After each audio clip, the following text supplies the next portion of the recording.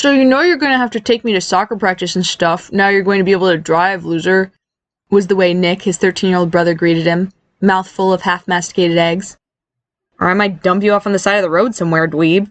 Barry gave him a heartfelt shove, collapsing on the bar stool next to his brothers.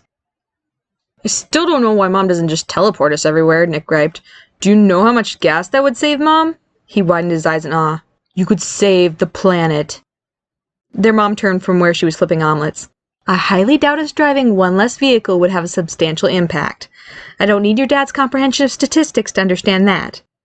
Besides, saving the world single-handedly is not my job. My job is to... Barry smacked the back of his brother's head. Great, now you got her started on reciting fairy duty again. Dania put her hands up. Okay, fine, I'll shut up, but just because it's your birthday. The boys both chuckled, and Barry helped himself to a large plate of bacon and omelet. Maybe I'll go off on the birth of my oldest baby instead, she grinned, and Barry groaned loudly, although secretly he didn't mind that one so much. Oh man, at this time 16 years ago, she looked at the clock, you were almost out, so I was screaming my head off. My mom could not believe I was going to have an unmagic birth, but I did it without any spell relief. What time was I born again?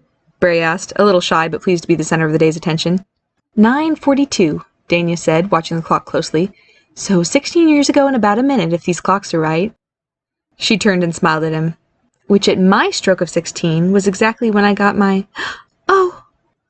She'd stopped mid-sentence and cried out. Barry didn't know what about, as he finished chewing his bite of eggs, but he followed her gaze. Her stare pointed to right above his head, where he looked up to find a narrow stick hanging in the air. That was strange. It looked like his mom's wand, sort of. Except hers was a reddish-brown, and it was hard to tell what color this one was. But it wasn't the same. He set his fork down, staring at the thin rod above him. Out of his peripheral vision, he saw Nick staring at it too. What is that for? Barry started to ask, but before he was able to phrase it as a question, the floating stick began to move, dancing above his head like a wooden ballerina, looping in circles and swirls, getting faster as it went. Suddenly the stick erupted, with purple, gaseous-looking sparks of light, jumping off of it like misty little firecrackers. It then descended quickly and began swirling around Barry's head and shoulders. It abruptly became clear that whatever it was doing, it was here for him. Mom? Barry cried out, not a fan. It's okay, sweetheart, just wait, she soothed him through the purple mist. The purple became suddenly more potent and sparkly, and Barry was lifted off the bar stool, held aloft by warm purple sparks, his limbs extending outward without his having much control over them. Nick's bar stool squawked loudly against the kitchen floor as he backed quickly away from the magical pyrotechnics. The wand shimmied and swirled around Barry's legs, and he felt his toes point and slip into shoes as warm, tingly light flooded over them. His leg muscles felt like they were contracting, and as he looked down he saw them shrink in both length and thickness, and his red-brown leg hair suddenly vanished. The mist moved upward, clearly intent on its mission. It reached his cargo shorts, which suddenly melted and blurred into a purple liquid, which then fanned out and rippled around his legs, like a gravity-defying purple water feature. But before that could settle, the mist shot between his legs, and Barry gasped as he felt all of his external features there abruptly sucked inside of him. His boxers seized like shrink wrap, forming some sort of briefs, illustrating to him that it suddenly wasn't hard to hide everything in his nether regions. He was so shocked the rest seemed to go faster. The flowing liquid around his hips solidified into a short poof of some magnitude, something akin to a tutu, its color still a soft purple. His organs compressed next around his belly button, while his t-shirt melted and reshaped itself.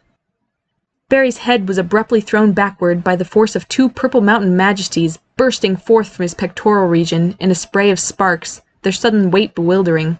He was nearly hyperventilating as his shirt morphed into a glittery skin-tight bodice, which secured his unrecognizable torso in place, but dipped low enough to demonstrate a generous portion of his brand-new features.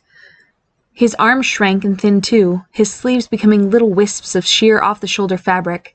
The mist tickled his throat, Adam's apple shifting, and then he was hit in the face with a puff of magic, and it finally felt like a magical egg had been cracked on his head and was dripping down his hair. Hair of new lengths brushed his bare shoulders, and Barry was afraid to open his eyes. Was it over? Would it put him down? But the magic's final act presented itself in a tingly warmth on his back that made him want to stretch like he had a knot between his shoulder blades. With a puff sound and an explosion of air, Barry looked in time to see large, iridescent wings burst out of his back with a butterfly's flourish. He could immediately feel those too, and he moved them slowly with terrified awe. They flitted easily, like moving his own eyelashes. The mist hissed quickly back into the otherwise unassuming-looking floating stick. Barry was set gently back onto the kitchen floor, and noticed he was wearing shimmery purple high heels, held on by delicate straps around his now slender ankles. Without thinking, he held an ethereal little hand out, and the wooden stick merrily dropped into it.